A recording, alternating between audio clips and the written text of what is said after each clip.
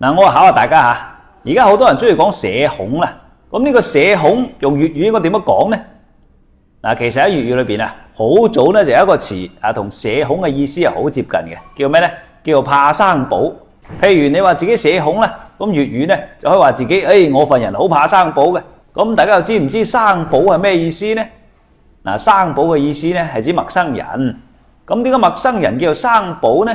呢個寶字啊，係源自於古代嘅保甲制度。咁以前呢，會將一個鄉啊、一條村啊、若干戶人間呢，就編成一保，例如10戶一保啦咁，仲設有保長嘅。一保之內啊，就互相監督，出咗問題，大家一齊孭飛嘅。咁外來嘅人呢，對於保裏邊嘅人呢，自不然就係陌生人啦，所以叫做生保。所以粵語裏邊啊，就有怕生保呢個講法，用嚟形容一個人好怕同陌生人打交道。咁同社恐嘅意思呢就好接近啦。咁喺粵語裏邊啊，有好多好有意思嘅俗語同埋詞語，同而家啲網絡用語呢都有異曲同工之妙嘅。